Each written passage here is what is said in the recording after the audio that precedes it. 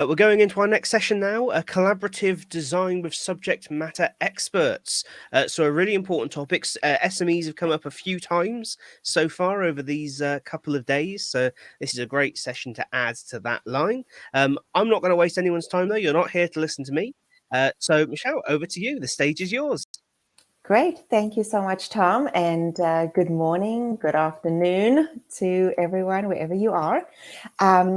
Welcome. So just a little bit about me. I've been working in L&D for like the last 18 years. And my best part of the job has always been working with subject matter experts. So I don't know if that's because I love a good story or I love discovering things, but that's always been the fun part for me. And I've worked with some very interesting subject matter experts over the last years. I've worked with engineers and sales superstars and ground level technical support. And my favorite has been working with chefs. So it's been great to have a variety of experience and exposure to different subject matter experts. I've worked as a consultant or full-time at some of these companies. In all of these experiences, it's been fun working with the SMEs and challenging as well. So that's definitely something that we'll talk about a little bit. Who is a subject matter expert? This kind of seems like a very obvious question because it says subject matter expert.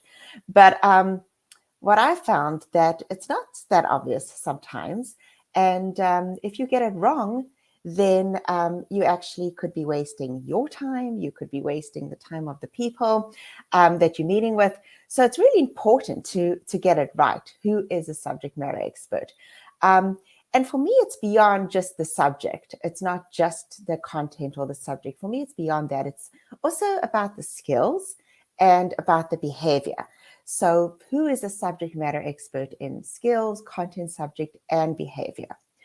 And for me, it comes down to three things. Who is a subject matter expert? Experience, expertise, and authority. So the experience is, have they done it? Have they been doing it a lot? How many years experience do they have doing it? And it's very important that they are not too far removed, obviously, from the subject or the skill that is being performed, that they have to have done it recently. They also have to have that expertise and they have to have fine-tuned their skills in the area.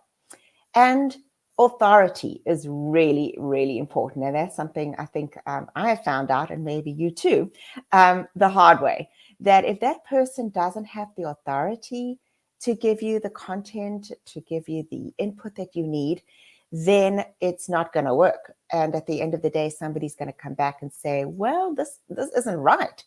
So in many cases, like in the company I previously worked, we have two types of subject matter experts. We have the content, and then we have the legal as well, that sign off. So experience, expertise, and authority, that's really the most important criteria that you are looking for when you select your subject matter experts. You also need to consider how many, and the more general the subject is, the more subject matter experts you can work with, like, for example, general sales skills. But when it comes to something that's a subject matter that's more specific, that's when you really got to find those superstars. That's where you got to find the people who are doing it well. And sometimes that's a little bit harder. But the best practice is always to have more than one and to always triangulate and see where you land with your data. Something that's important about subject matter experts, and once again, this could be very self-evident, but if you don't empathize with the subject matter expert, then you're also going to run into trouble. So you need to consider that they have pressing deadlines. Learning is not their job. It's not their priority. And they actually may resent being asked to do a second job, and they don't work with you. So when I work often with new instructional designers, I do a workshop with them, and I get them to really empathize with subject matter experts and put themselves in their shoes and think about who they are and what their priorities are before going into anything else. and before going into anything that they need to do. So let's go on and talk about a little rough timeline for working with subject matter experts. So this is like my kind of historical perspective on working with SMEs. So way back, we had the, we had the guild era where we had one subject matter expert and one novice. And there was the knowledge transfer, usually an apprenticeship, where the subject matter expert worked very closely with the novice and transferred that knowledge to them. And there was that great interaction and the ability for asking questions, for correcting, for course correction, and for some of the things that we actually need to consider even today. I'm some of you may have heard of something called cognitive apprenticeship, and that really goes back to that era of that one-on-one SME and the novice. The current state that we're at today is where we've got our SMEs and learning designer in the middle as kind of the translator, and then the novices at the end. And this is great, and we will probably still continue doing this for years to come in very complex projects, in very big projects, high stakes projects, where the learning designer is going to be transferring that knowledge, and the SME kind of remains separate and doesn't really have any interaction with those novices. But here we are today. We're in the age of urgency, and it's about doing more with less. So here we have our SMEs partnering with the learning designer and working together in their areas of expertise to transfer knowledge to the novices. And I'll talk a little bit more about the age of urgency as we work through these slides. So I'm going to talk about 3 ways to collaborate with SMEs. The first, and by the way, they are not mutually exclusive. They can actually work all together, and you probably will be doing all of these things together. So the first is designing learning to transport the learners from the novices to the experts. The second is partnering with the SMEs to develop the learning. And the third is leveraging the expertise of SMEs to support performance. And so you'll notice that these are kind of 3 things across the different stages where we work: the designing, the partnering, and then that final stage, which is the most important, which is the performance. So let's talk about the first one, transporting learners from novices to experts. And this is where, for me, we really have to think about the importance of tacit knowledge. And tacit knowledge is really knowledge that's implicit. It's not explicit. It's in the brain. It's experience. It's that know-how. And it's different to codified knowledge, where it's out there. It's data, it's records, it's documents and information. So our challenge as learning designers is to elicit this knowledge from subject matter experts. And it's really important because we don't want the experts to walk out of the company one day with all that knowledge still in their brain. We want to be able to elicit that knowledge so that our novices can get those rules of thumbs and can get those guidelines. And it's really, really, really important in today's economy, where problem solving, innovation, decision making, those kind of critical thinking skills are basically in the brains of a lot of our experts, how to do it and how to be effective at doing it. So the way to do this is going to be to ask effective questions. And let's talk about Fred. Okay, so Fred is my method for asking effective questions. Okay, and it's about focused. Are your questions focused on the outcomes? When you ask questions, are they specific? Are they targeting a specific goal, a specific learner outcome? And also not only focused on the area, but also putting that area in context. Where does it come into the big picture of what they're doing and how it fits into the organization's strategic goals? Then there's relevant, and that's basically about your audience and what's in it for them at the end of the day? Are your questions targeted to eliciting information from SMEs that are focused on that specific audience? And that's really about honing in on your learner outcomes and your characteristics of your audience. And then engaging.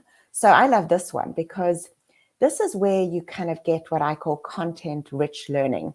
Engaging is asking the SMEs to give you examples, to asking them to give you scenarios, for asking them to give you stories.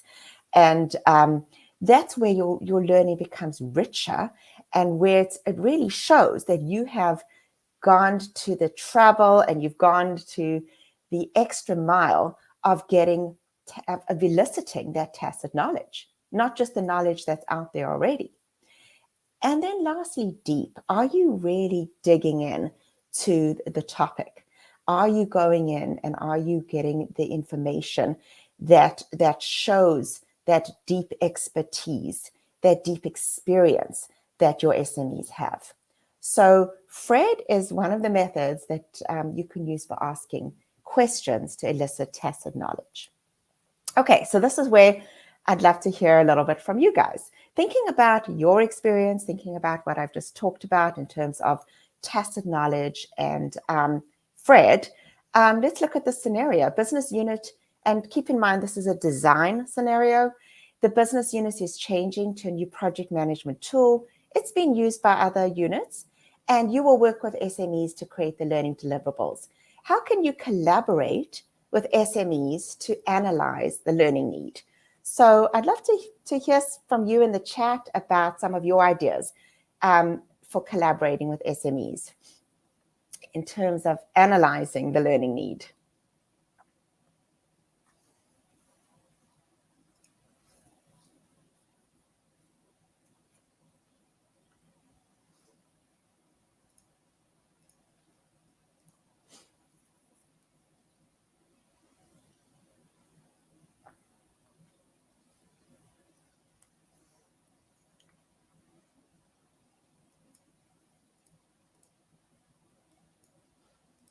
Okay.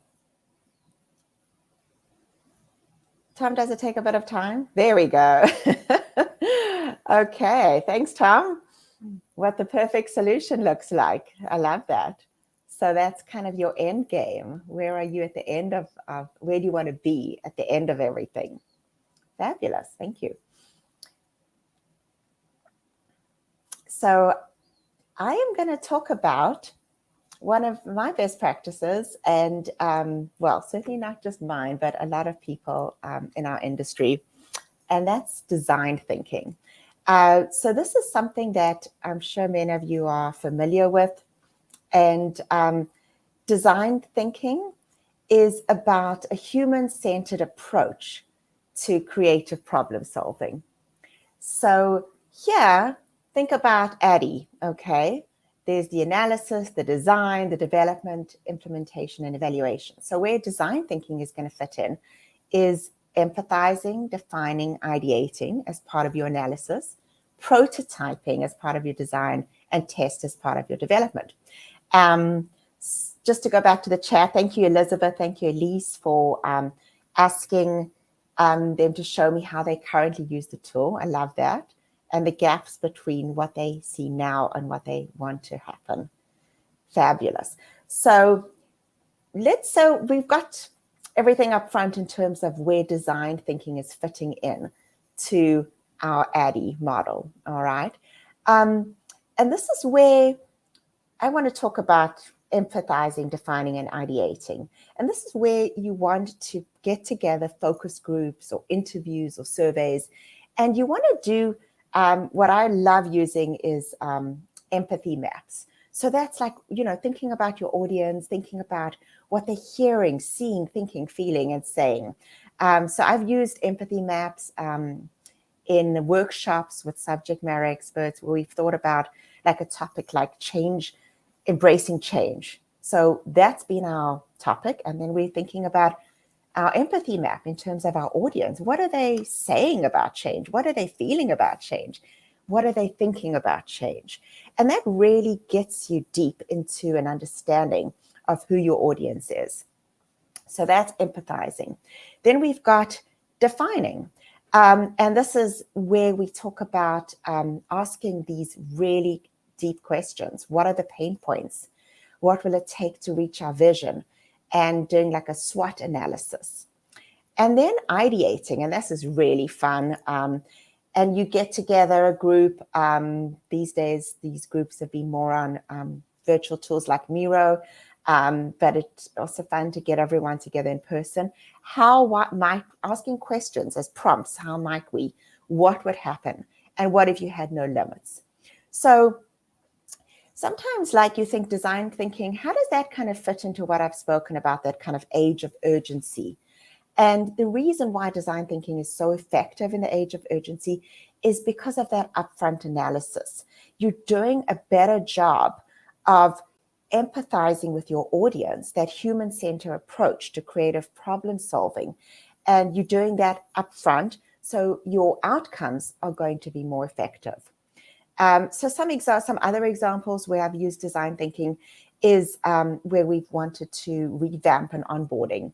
So we've got everyone together in a focus group, and we've spoken about how can we do things better? That was the prompt. And getting people together, getting them to brainstorm, putting up those Post-it notes.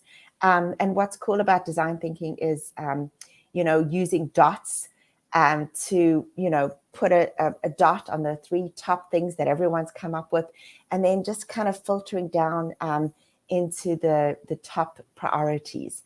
So it's a fun approach, but it's also a very meaningful approach to dealing with coming up with the best solutions in our age of urgency.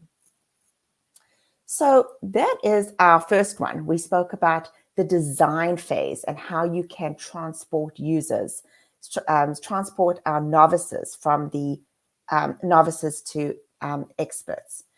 Now, the second one is talking more about development. And this is where we want to partner with our SMEs to develop learning. We want to align to meet the business outcomes.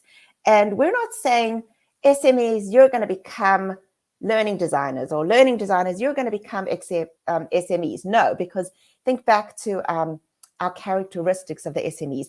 Learning is not their priority, but at the same time, we want to leverage their expertise. So here's a scenario. I'll wait a little longer this time for some answers. You're part of a rapidly growing company, and a business unit asks for your support to develop learning materials, but you have limited bandwidth. But the unit is desperate, and they've said, well, we'll do whatever we can. So just help us. So how can you collaborate with the SMEs during development?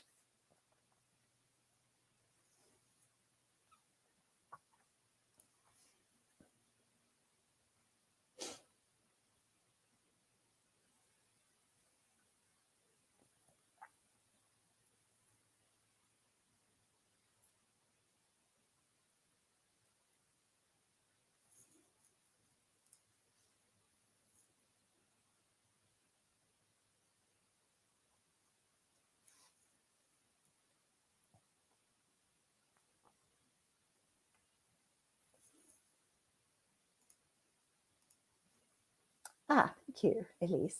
Determine if there may be a short-term solution. I love that, right? Because we're all about doing more with less, right?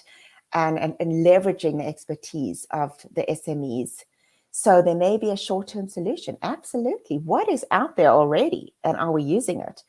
Desiree, quick prototype. I love that. And that goes back to design thinking with the whole prototyping to get your solution done and then iterate from there. Olga, ask them about their availability. Absolutely. So we're partnering with them. So we want to make sure that we're being respectful of their time. Oh, and I love templates. So that's really an excellent way of working with SMEs and leveraging their information. So a kickoff with RACI. Okay, so that's great. So setting those expectations, saying, you're going to do this, we're going to do this. And then I love that you're getting your SMEs involved in writing scripts, Elizabeth. That's fabulous. All right. So let's look at some partnering best practices. So let's look up at the top. So what is going to be the role of the SMEs? Creating presentations based on the templates. So just not expecting them to come up with something from nothing. Always giving them something to work with, and templates, which is what we mentioned in the chat. Then they can record videos. That's pretty easy these days, right? It used to be so hard, but now you just click on your Zoom and you have a video. Okay, so that's great. SMEs can help us record videos, and those videos can be standalone or they can be in a course. They can tape podcasts, and the old thing that SMEs have always done for us, they can review our content for accuracy. And then learning designer, what is going to be their role in partnering? What is going to be our role? So yes, the templates, and it's really important that we give guidance in those templates. And it's really important that we have those meetings with the SMEs before sending them off to do whatever they do. So we set our expectations. Sprucing up videos and podcasts. That's going to be great because we have the tools to do it. We have Camtasia, we can put in headings, and we can put in interactivity. We can coach for delivery. So that's really something that I've seen a lot of, where we come in and we coach them on how to give good presentations. We polish content, we add that interactivity, and something we've always done, posting the content to the LMS to make sure that it has that reach. Really going back to what I said at the very beginning, how do we get from novice to expert? And that's part of it as well. So some examples of partnering that I've been involved in, we had a need for adopting a growth mindset across the organization. So I worked with the subject matter experts, those who were advocating it, those who were good at it. We defined the content that we wanted to include. We defined the outcomes, and then we divided up what everyone was going to say in their videos. And then we the SMEs recorded their videos. They were great, and we posted them on the workplace. And then we had a discussion so that people could watch the video and then respond to that. So that was definitely an example of a growth mindset and how we partnered to create it. Another example is before we were on product releases, we were just kind of putting videos together, and it was very dry.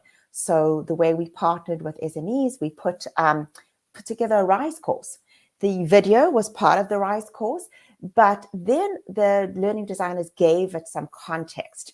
So they put some introductions to those videos, and then they put some questions after the video. So it wasn't just watching the videos, but it was actually processing the information and answering questions. So our third one is leveraging the expertise of SMEs to support performance. And this is getting the SMEs to support on the job performance. And this I've seen is very important for any kind of change initiative, for any kind of rollout. And here you want to leverage your social learning tools. So one more quick scenario. You're part of a product rollout. The stakeholders have requested support from SMEs to answer questions that may arise during the rollout. So how can you collaborate with the SMEs to support performance? This is something that is becoming more and more important. So it's not about our designing the learning, it's not about our developing the learning, but it's about supporting performance at the end of the day.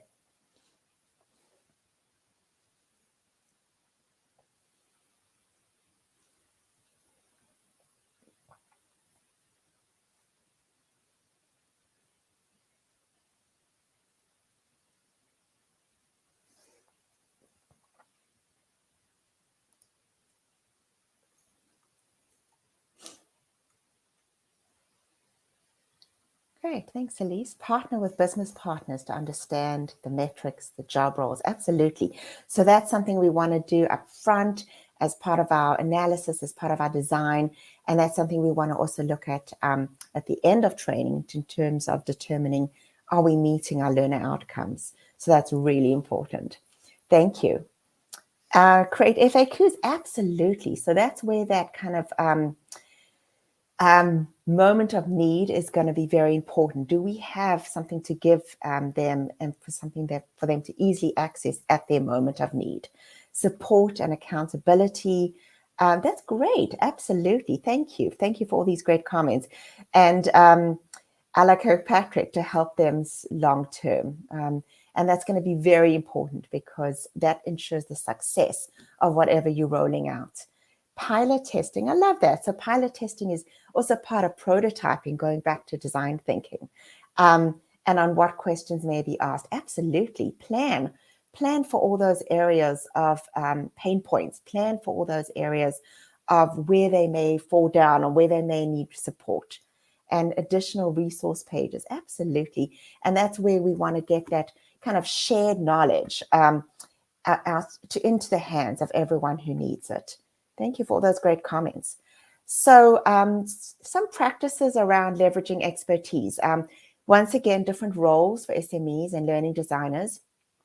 When you have a rollout, you can assign SMEs to respond to questions on Slack or MS Teams. SMEs can write knowledge articles, once again, giving them templates, giving them guidelines around doing that. They can add their expertise in a community of practice. A community of practice focuses on a specific area and includes novices and experts and allows people to become better at a specific topic, a specific skill. This is where we get into what's going on today. SMEs can validate the information provided by support bots. So they, once again, are making sure the information is accurate, but yeah, we have support bots. And they can contribute to information provided by a chatbot. So this is where it's going to become important in the future to get those SMEs involved and to make sure that whatever they're getting is accurate. The learning designer may be involved in monitoring a message board, creating the content for knowledge repositories, facilitating communities of practice, and managing the content from chatbots. So an example here where we're using some chatbots is we're going to be sending some tips through chatbots to reinforce training. Our plan is to send links at 2 weeks, 30 days to a gamification quiz. That's something where we want to use a chatbot and get them to reinforce what they've learned. And also links to LMSs and data sets. So this is where it gets exciting because this is the future. And this is how we can leverage the expertise of SMEs and learning designers to ultimately ensure that we're leveraging the expertise of SMEs at the end of the day. We always need to go back to what our goal is. And it's really about transferring knowledge from the experts to the novices. And as much as possible, making sure that we're eliciting that tacit knowledge at the end of the day to ensure that the novices have the skills, especially those soft skills and those critical thinking skills, to be successful in the workplace. So I have gone through this very quickly, but if you're interested in some of the things I've spoken about, I love the book Game Storming, which gives amazing ideas for design thinking activities.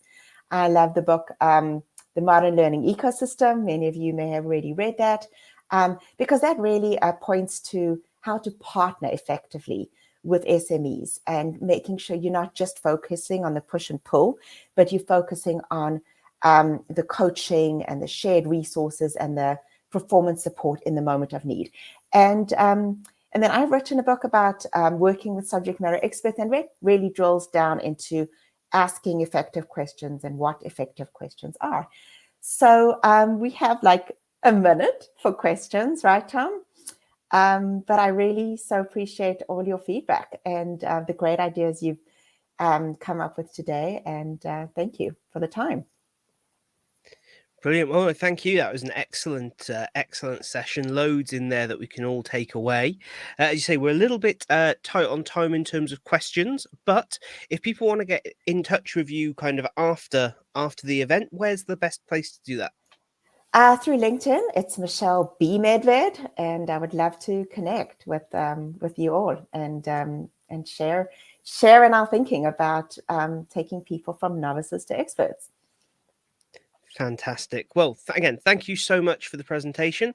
Thank you, everyone who joined us and has been so active in chat, sharing their ideas and experiences. Our next session will kick off on the stage at 4 o'clock on the dot. And our next event in the Zoho stage is at 4:15. Here we'll be doing how to create immersive learning that works. And over on Zoho, it will be using technology in the classroom. Until then, we shall see you later.